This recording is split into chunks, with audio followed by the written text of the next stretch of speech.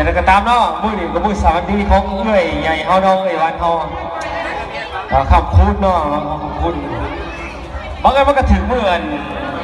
สามที่เพราะว่า